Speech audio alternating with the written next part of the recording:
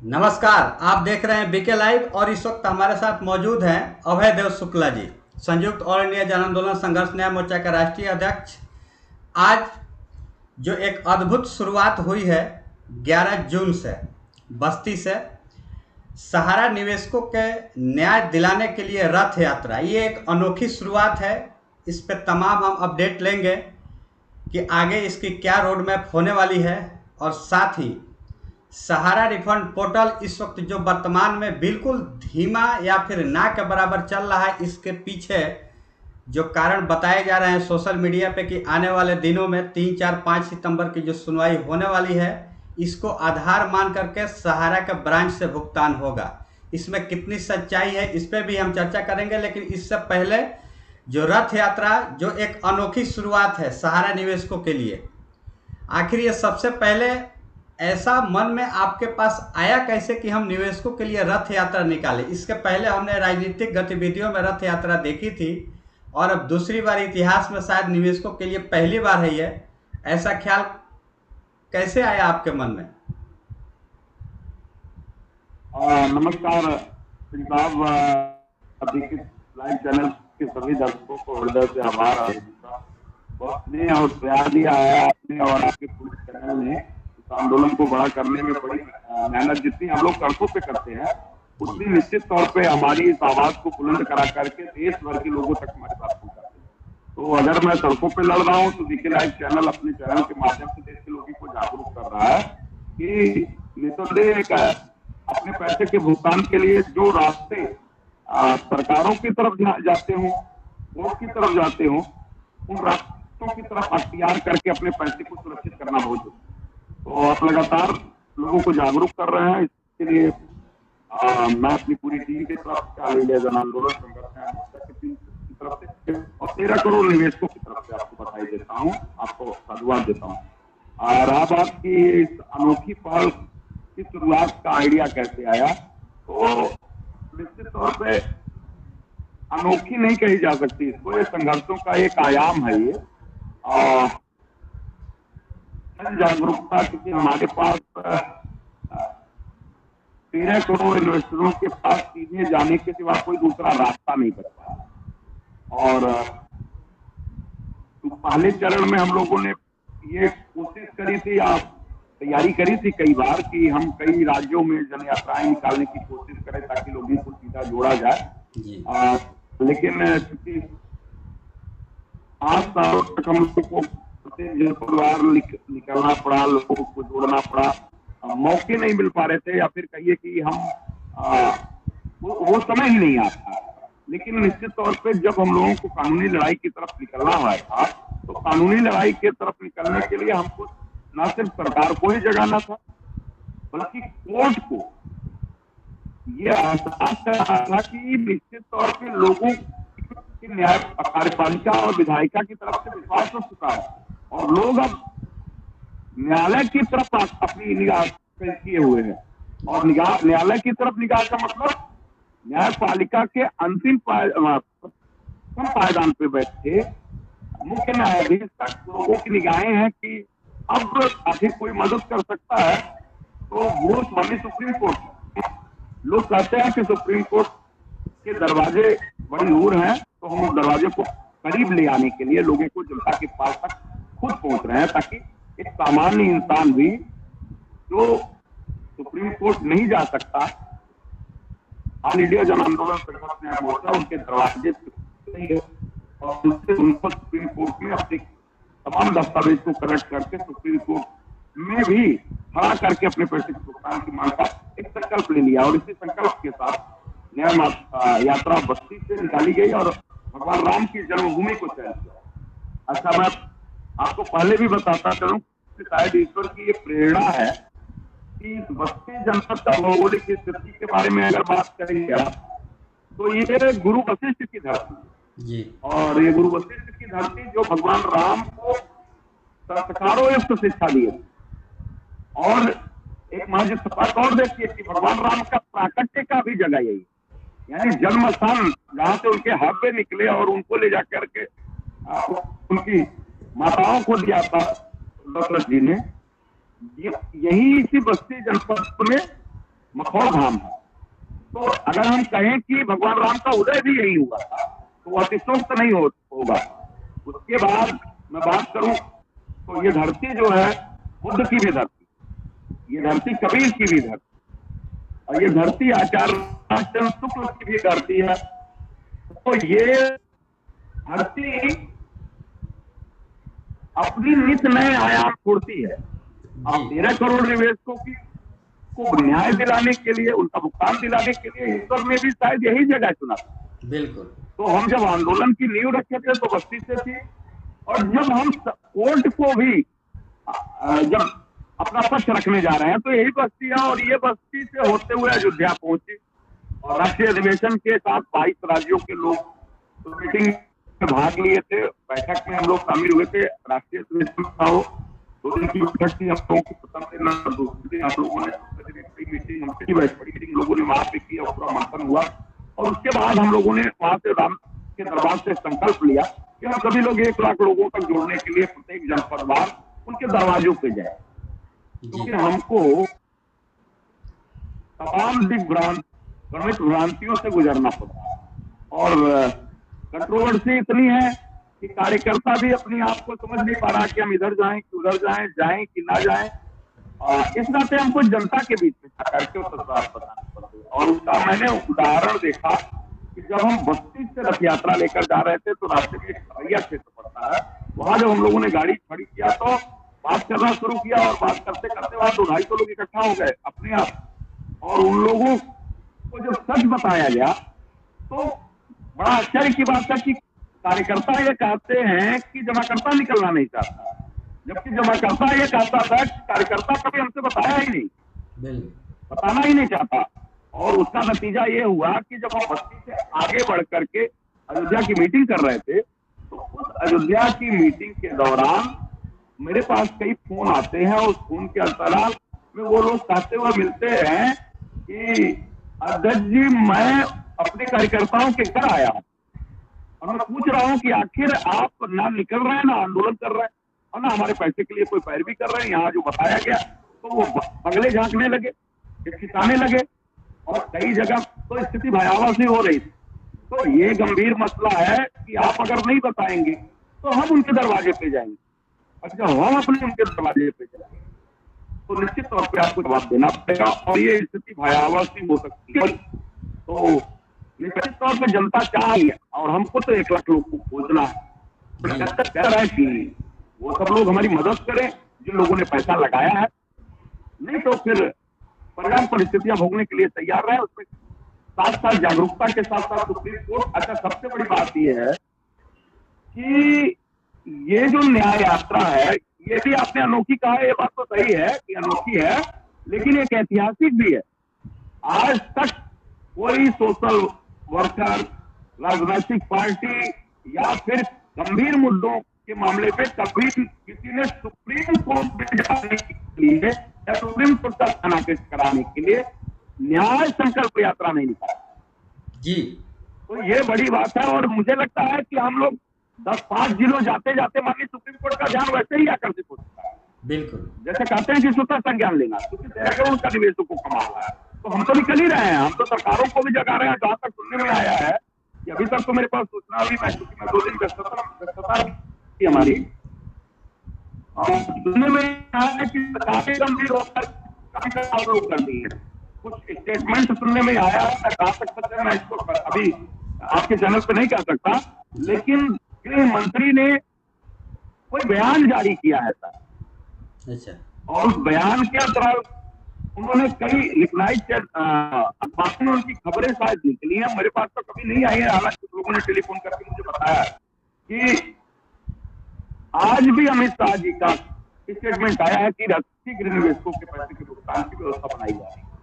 तो मुझे लगता है कि अयोध्या से जो प्रदेश गया है वो सिर्फ सुप्रीम कोर्ट की तरफ नहीं जा रहा, सरकार का भी नोटिस उस पर है। हमारे पास वैसे भी फोन कर गया था कि आपके इस यात्रा का स्टेटस क्या है, करना क्या चाहते हैं, कहाँ कहाँ जाएगा। तो हमने उनको बताया, क्योंकि अधिकारियों का मामला था तो हमको बताना पड़ा, और मैं उनको रूट चार्ट बता भी दिया। उस समय था रूट चार्ट होता रहेगा, उसको बताते दिए। लेकिन एक चीज और होगा, मुझे ये महसूस हो रहा है कि माननीय सुप्रीम कोर्ट का ध्यान 10-5 जिलों में जाते जाते स्वतः हो जाए, ये मुझे एहसास हो रहा है। और अगर ये हो गया और लोगों का जो हुजूम निकलने की तैयारी हो रही है, जो जहां लोग जा रहे हैं वहां लोग जो हाथों के हैंडल है वो खूब बांध करके हम लोग उसे लेते हैं और उससे लगातार फोन आ रहे हैं, लगातार जो लोगों के पास पहुंच रही है, काफी दूसरे आदमी को दे रहा, लगातार फोन आ रहे हैं कि हम लोग भी महायज्ञ में शामिल होंगे, मेरा भी पैसा लगा। अगर कोई रोक रहा है या रुक रहा है तो मैं बड़ी सावधानी के साथ कह रहा हूं कि एजेंट का अभी मैं एक जनपद की बात करूं आपसे, अगर मैं तुटकबीर नगर, वहां पे कुछ लोगों ने मीटिंग करने की बात कही कि रथ यात्रा आ रहा है, तो एजेंटों का ये कहना था कि अरे रथ यात्रा अगर हमारे जिले में आ गई तो मेरा रहना दुश्वार हो जाए, इसको यहां मत आप बुलाइए, क्योंकि पब्लिक जाग जाएगी जी। और पब्लिक जाग जाएगी तो हम लोग अपने यहाँ नहीं पाएंगे। तो मैं यही बात कहूंगा कि कब तक जनता को गुमराह करो, तुम जब तक जनता को गुमराह करोगे हम जनता के दरवाजे पे खड़े हो जाए। तो एक सही दो काम, हमारा तो काम है निकलना। मैं ये चरण जो है मैं तब तक नहीं रुकूंगा जब तक 1 लाख लोग PIL में नहीं शामिल हो जाए, तब तक नहीं रुकूंगा जब तक माननीय सुप्रीम कोर्ट हमारी बात सुन ना ले, तब तक नहीं रुकूंगा जब तक मंडल तंत्र के भ्रष्ट अधिकारियों की गिरफ्तारियां ना हो जाए, उनकी जमीनें बेच के देश के निवेशकों का पैसा ना मिल जाए। अगर ये कोई सोच रहा है कि निवेशकों तक कोई सूचना नहीं पहुंचा पाएगा तो अब ये विचारधाराएं त्याग दे, क्योंकि ऑल इंडिया जन आंदोलन संघर्ष न्याय मोर्चा रथ यात्रा लेके निकल चुका है। गली मोहल्ले चौराहे माइक मंच बताते हुए जाएगा जहां तक हमारा निवेशक साथ देंगे जी। बिल्कुल। और अगर वो हमारे इस अच्छे कार्यों में कार्यकर्ता हमारा सहभागी बनता है तो मैं वादा करता हूं, मेरी टीम वादा करता है कि उनको और उनके परिवार की सुरक्षा की गारंटी ऑल इंडिया जन आंदोलन देता है। कुछ भी नहीं होगा, सच बता, अपने निवेशकों को सच बताओ, ये काके गुमराह मत करो कि लोग भड़क जाएंगे और लोग जाग जाएंगे। अरे जागे, अभी सोए, इसका मतलब सुला रहे हो तुम उनको, तो वो सोएंगे नहीं, बहुत कुछ काम हो चुका है, वो जाग गए। अब ये है ये क्रोध में ना जागे, इसकी जिम्मेदारी तुम्हारी। जी बिल्कुल। अयोध्या जो आज पिछले काफी समय से, ये तो ऐतिहासिक धरती है, लेकिन जब से राम मंदिर का निर्माण हुआ, ये आज दुनिया में इसका बहुत नाम आज चर्चा हो रहा है कि अयोध्या राम मंदिर का निर्माण हो चुका है। लेकिन जो चुनाव परिणाम आए हैं वो वर्तमान परिस्थितियों के बिल्कुल विपरीत, सरकार के खिलाफ, अयोध्या लोकसभा क्षेत्र है, बिल्कुल सरकार के खिलाफ है, जबकि सरकार का काफ़ी योगदान है, इससे नकारा नहीं जा सकता माननीय सुप्रीम कोर्ट के आदेश के अनुसार। आखिर वहाँ के अयोध्या की जो जनता है, जब आप उनसे संपर्क किए तो आखिर उनका रिएक्शन कैसा रहा? क्योंकि बहुत अद्भुत जनता देखने को मिलती है जो चुनाव परिणाम आए उसके बाद से बिल्कुल अकल्पनीय, अविश्वसनीय। तो आखिर वहां की जनता का रिएक्शन कैसा रहा?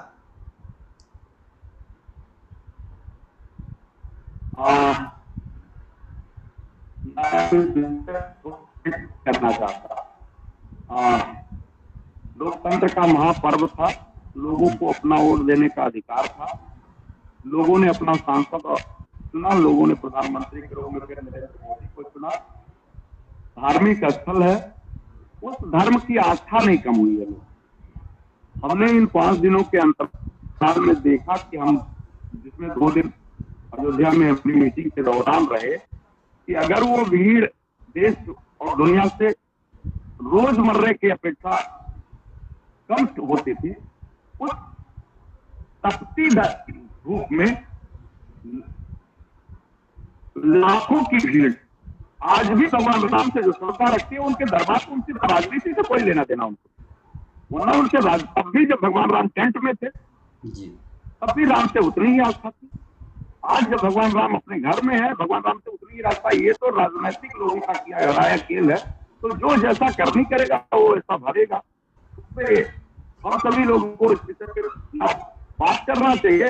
हमारी आस्था राम में है और राम में रहेगी, वो जीवन तक हर हिंदू चाहे वो जिस जगह का हो भगवान राम में। और मैं तो यही नहीं कहूंगा, जो हिंदुस्तानी होगा वो राम को मानेगा, जो भारत का होगा वो राम को मानेगा। राम भारत की आत्मा है, तो इससे कोई फर्क नहीं पड़ा और ना पड़ेगा। हम लोग इस मुद्दे पे राजनीतिक रूप से जिन लोगों ने हासिल किया वो चाहिए, भाजपा हारी है राम जी को। जी, मैं ये पूछना चाह रहा था कि सुप्रीम कोर्ट में जाने के लिए जो आपने रथ यात्रा निकाली है उसके संदर्भ में वहां की जो जनता है उनकी क्या रिएक्शन था? निश्चित वहां जनता चाहती थी, जनता आज भी वहां लगातार लोग संपर्क कर रहे हैं और जनता को एक निश्चित तौर पे आशा और उम्मीदवादी है कि अब अंतिम विकल्प, अंतिम रास्ता हमारा जो है वो है। और अब हमारे पास कोई चारा नहीं है कि लोग भी आए थे और वो ये बात स्वीकार कर रहे हैं कि हम लोग, और बड़े आराम से, सबसे बड़ी बात यह है कि अगर हम लोग 15 मिनट वहां खड़े हो जा रहे हैं तो 15 मिनट में जितने लोग वहां पे हैं जिनका एक भी रुपया सहारा में है, वो हर परिस्थितियों से आपके साथ जुड़ना चाहते हैं।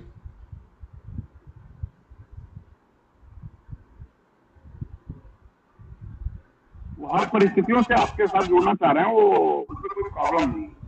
सब लोग जुड़ना चाह रहे हैं और लगातार लोग जुड़ती रहे, अच्छी तरह से लोग लगातार जुड़ रहे हैं, कोई दिक्कत की बात नहीं है। हाँ, हम लोगों की मेहनत ये है कि अगर एजेंट हमारी मदद करते, एजेंट निवेशकों को गलत नहीं भरमाते, तो हम ये जल्दी से जल्दी सुप्रीम कोर्ट में खड़े होकर के अपनी अलग बेंच ले जाते। लेकिन क्योंकि हमने 5 सालों का आंदोलन किया है, हम 5 सालों से देख रहे हैं। इस लड़ाई को हम 1 साल 2 साल पहले जीत गए होते, अगर उसमें कोई बाधक है तो एजेंट ही है। आज भी वही मामला है, एजेंटों को अपने निवेशकों को गुमराह करना, किसके कहने पे गुमराह करना है, स्वयं गुमराह करना, या तो गलत वो है या तो कोई उनको गलत तरीके से ट्रीट कर रहा है। अगर उनको कोई गलत तरीके से ट्रीट कर रहा है तो अब वो बच्चे नहीं है या बच्चे कभी नहीं थे। लेकिन अगर वो खुद अपने आप को लोगों को गुमराह करने के लिए निकल रहे हैं तो ये बहुत बड़ी मानवीय भूल कर रहे हैं और उसका खामियाजा उनको भुगतना पड़ सकता है।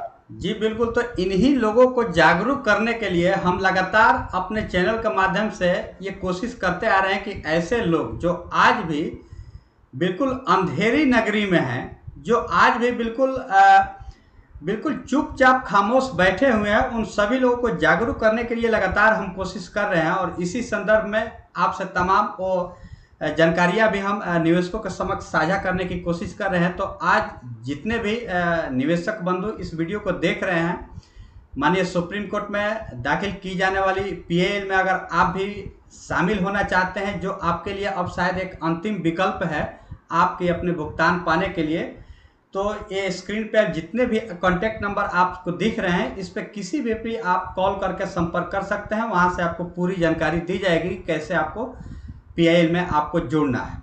तमाम जानकारियाँ मिलेगी। किसी भी नंबर पे आप देश के किसी भी कोने से वीडियो को देख रहे हैं, आप संपर्क कर सकते हैं।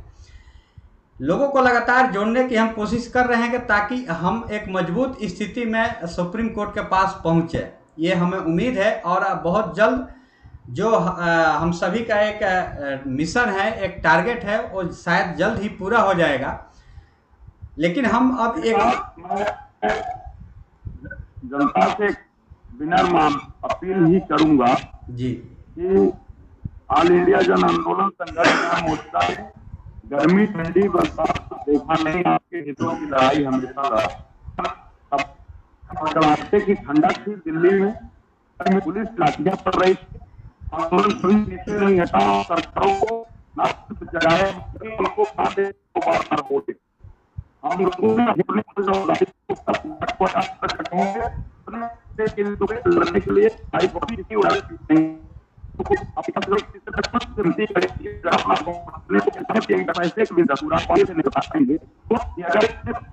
धूप में जहाँ और जंगल पास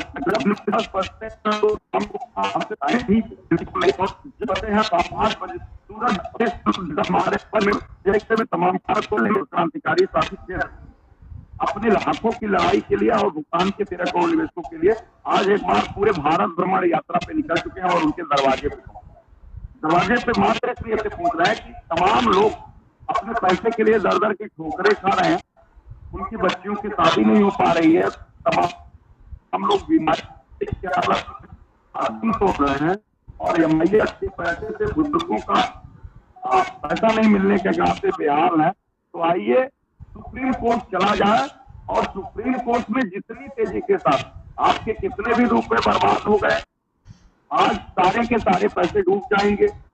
सहारा के प्रबंधन तंत्र के लोग रोज गुमराह कर, रोज कहीं ना कहीं एक नित नई चालें चल रहे हैं और उनका मकसद सिर्फ इतना है कि वो चार्जशीट दो साल को और लटकाएं और इसमें तो लोगों को डिटर्मिन करते हैं ताकि लोग सुप्रीम कोर्ट ना जा पाए।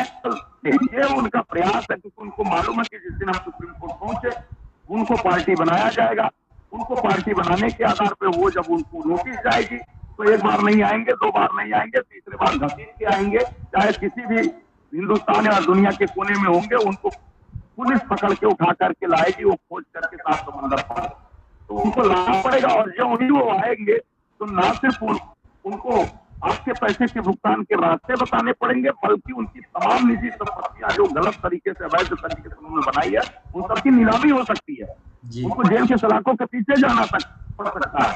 तो वो ये चाहते हैं सिंडिकेट के रूप में कि ना होने पाए, इसके लिए उन्होंने तमाम प्रलोभन और गलत तरीके से अपने कार्यकर्ताओं को गुमराह कर रहे हैं और उस कार्यकर्ताओं को एक फौज के माध्यम से खड़ा करके जमाकर्ताओं को डाइवर्ट करने की कोशिश कर रहा है। जमाकर्ता अब ये बात समझ चुका है, ये चाहते हैं कि इनकी नाई खुल जाए, ये चाहते हैं फिर से व्यवसाय करने लगे, जो कभी संभव नहीं है, कभी जीवन में संभव नहीं है। ये मानते हैं कि हमारी ऑफिस खुल जाएगी, हम वहां से पैसा दे देंगे। ये पैसा देने के लिए ऑफिस नहीं खोलना चाहते, और अगर ये खोलना ही चाहते हैं तो इनको रोका किसने है? जी बिल्कुल। अभी मैं ही बगल में एक हरैया सिंह साहब अगर यही ऑफिस है, उस सेक्टर को एक मैनेजर खोल के बैठा और कुछ लोग वहां से पहुंचे, उन्होंने जज मेच्योरिटी के बारे में पता करना चाहा तो उन्होंने कहा कि जज मेच्योरिटी का अभी कोई नहीं आ रहा, अभी कोई जज मेच्योरिटी का नहीं आ रहा। तो उन्होंने हमारे पास फोन किया कस्टमर में, तो उन्होंने कहा कि ये जज मेच्योरिटी का कोई केस नहीं, कोई नहीं, अभी कोई पैसा नहीं आ रहा। तो हमने उनसे कहा कि भाई उसको एंट्री करके सुनाओ। उन्होंने कहा मैनेजर साहब एंट्री करके पूछ लो उनसे कि किसका पैसा आ रहा वही बता दे, अगर उसका नहीं आ रहा है तो जिसका आ रहा वही दे दे, मैं 200-250 लोग भेज देता हूं, उसी का पैसा दे दो। तब मैनेजर साहब को जब फोन हैंडल किया गया तो मैनेजर साहब ने कहा मैं मैनेजर नहीं हूं, मैं मैनेजर हूं ही नहीं। तो उनसे कह रहे थे कि तुम वो लोग जो आए थे उनसे कह रहे थे मैनेजर है, और जैसे ही मेरा नाम मैनेजर हूं नहीं,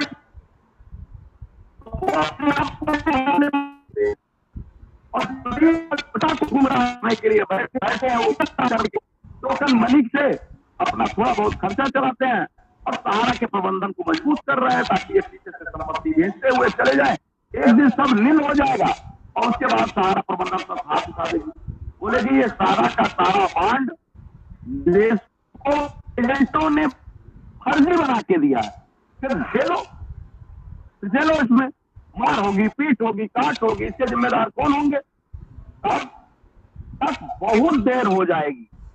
और जो ही ये अपनी निजी संपत्तियों को संरक्षित कर ले जाएंगे और अपनी सहारा के प्रबंधन तंत्र में पूंजी को बंदरबांट कर लेंगे, फिर आपको लड़ने से फायदा क्या है?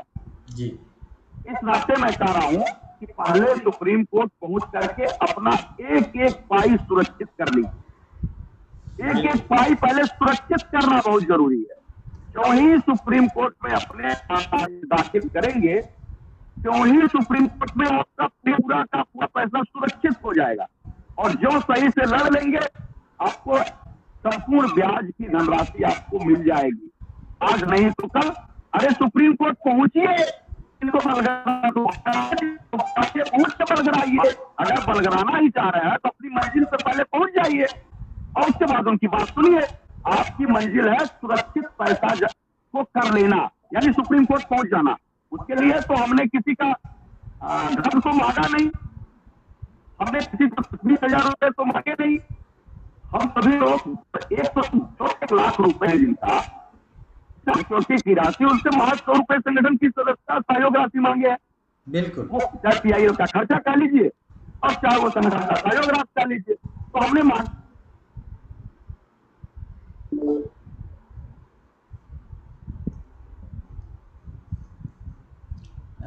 नेटवर्क का इशू है।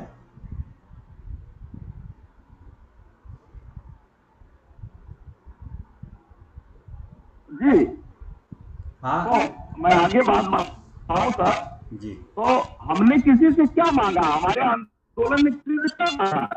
महज 100 रुपए में पीआईएल के लिए 1 लाख रुपए का खर्चा, 1 ही लाख रुपए में जिसका साथी है में चोटी हो गई है और दे नहीं रहा, उसके लिए तो 100 ही रुपया मांगा जा रहा है ना। आप 100 रुपया सहयोग करिए, अब सीधे सुप्रीम कोर्ट में कागज दे करके अपने पैसे सुरक्षित करिए। पहले हम ये नहीं कह रहे कि पहले पैसा लीजिए, पहले सुरक्षित करिए, जो आपकी पूंजी है वो चला जाएगा। आप सुरक्षित करिए। जिनका 1 लाख रुपए से ज्यादा 1 करोड़ 10 करोड़ रुपए पड़े हुए हैं, वो अपनी 500 रुपए वकील की फीस दे के सुरक्षित नहीं कर सकता था। सुरक्षित करिए सुप्रीम कोर्ट जाकर के, आपकी ये दावा बरकरार रहे। उसके बाद अगर ये जितना गुमराह करना चाहें, जहां ये गुमराह करना चाहिए, इनको माना जाए चलो ठीक है भाई, आज सीआरसी 10,000 दे रही है, कल 1 लाख रुपया देगी, चल भाई तेरा ये भी मानता हूं। परसों कहेगी 2 लाख देगी, चलो भाई ये भी मानता हूं। लेकिन अपने आप को सुरक्षित करके उनको मानिए। अगर आप सुरक्षित नहीं हुए तो ये एक पाई ढीला। अच्छा, आपसे पूछा था क्या जब ये सुप्रीम कोर्ट पहुंचे थे तो किसी निवेशकों से पूछा था? तो निवेशक भला इनको क्यों पूछे जब सुप्रीम कोर्ट जा रहा है, और निवेशकों को ये क्यों रोक रहे हैं? भाई ये तो पूछ के गए नहीं थे सुप्रीम कोर्ट सहारा सेविक के मामले में। जी अभी अभी बात हो रही है निवेशक जा रहा था, हमको क्या हो रहा है? नहीं, ये तो हम कोशिश कर रहे हैं कि हाँ निवेशकों के पैसा पहले सुरक्षित हो, लेकिन इसी बीच सोशल मीडिया में ऐसी खबरें चल रही है कि सहारा रिफंड पोर्टल पे लोगों का आवेदन नहीं हो पा रहे हैं, रीसबमिशन नहीं हो पा रहे हैं। एक प्रकार से बिल्कुल इसको बंद करने की कगार पे है कि आगे चल करके सितंबर माह में जो सुनवाई होने वाली है सहारा से भी मुख्य केस की, वहाँ से एक अच्छा निर्णय आएगा और भुगतान ब्रांच से होगा। इसीलिए रीसबमिशन नहीं लिया जा रहा है अभी तक। इसमें आखिर सच्चाई कितनी है? देखिए, कई तरह से विभिन्न तरीके से यूट्यूब सोशल साइटों पर जाकर के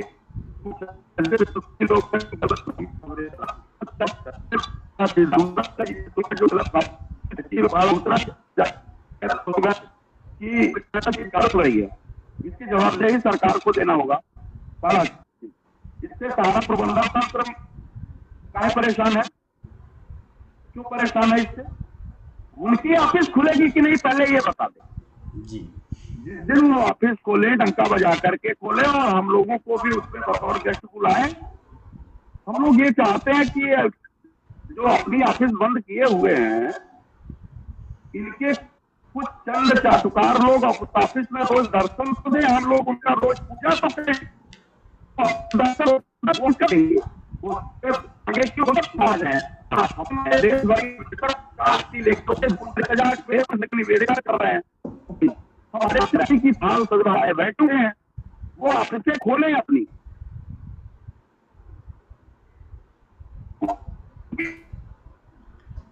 जी ठीक है, शायद नेटवर्क का इशू लगातार बीच में प्रॉब्लम कर रहा है। हम नेक्स्ट टाइम आपसे संपर्क करेंगे। अभी थोड़ा सा इशू है क्योंकि दर्शकों के पास बातें स्पष्ट नहीं पहुंच पाएंगी, इसीलिए हम नेक्स्ट टाइम में कोशिश करेंगे।